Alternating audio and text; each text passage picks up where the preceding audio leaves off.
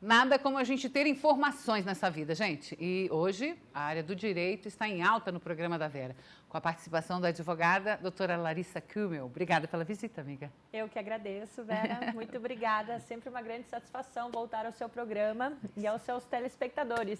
Vamos lá, gente, falar sobre direito imobiliário. Isso é muito importante na hora da compra, na hora da venda, na hora de você fazer uma negociação. São várias questões que a gente deve observar. Quem não observa antes se incomoda depois. É por aí?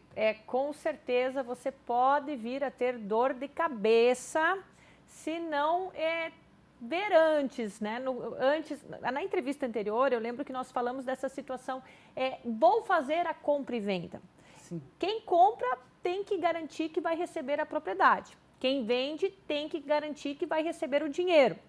E nós comentamos sobre isso e eu pensei, essa entrevista, vamos falar sobre aquelas situações, então, que o comprador e o vendedor fazem um instrumento particular, uma promessa de compra e venda entre eles, só que o comprador ou o vendedor, vamos falar primeiro do vendedor, ele não cumpre.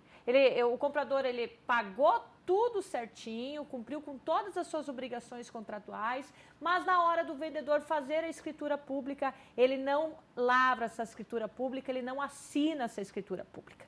E aí, ele não transmite a propriedade e o comprador fica sem a propriedade do imóvel. O que é que nós podemos fazer nesse tipo de situação?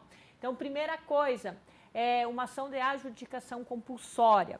Ou seja, se o vendedor não quer transmitir essa propriedade, isso tem solução, é uma ação célere, é uma ação rápida, você pode conseguir até a tutela antecipada dela. No final, você cumprindo com as suas obrigações contratuais, a tendência é que a ação seja procedente, você consiga fazer com que o cartório de registro de imóveis transfira a propriedade do imóvel para você. Sendo no caso de tudo pago. De tudo pago, de tudo certo, quitado, conforme... regularizado.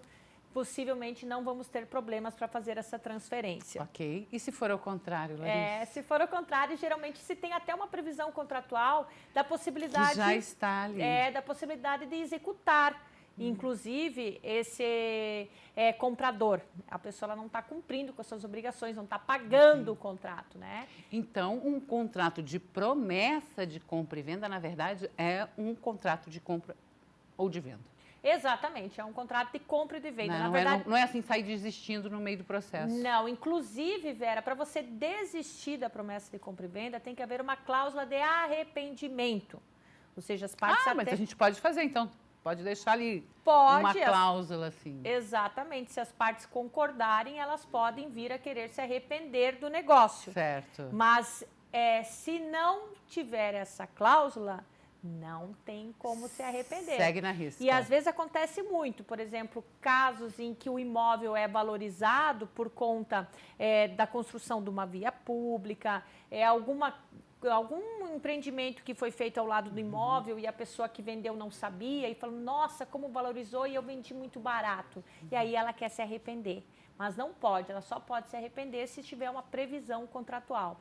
O arrependimento, ele não é uma regra, ele é uma exceção. Então, isso tem que ser respeitado. Gente, por isso que na hora de você desenvolver um projeto, assinar um contrato, mesmo que você não tenha advogado, é importante você ter essa informação. Porque normalmente uma das partes tem, que é esse advogado que vai produzir. Mas é muito interessante, mesmo com toda a confiança possível, ter uma segunda observação, né? Do lado do comprador ou do lado do vendedor. Isso é muito importante. Outro destaque que você poderia trazer nesse processo? Morreu. Se o vendedor morreu, é uma situação também que acontece bastante no nosso dia a dia. As partes fizeram um instrumento particular, um compromisso de compra e venda entre elas. No entanto, na hora de transmitir a escritura pública, o vendedor morre.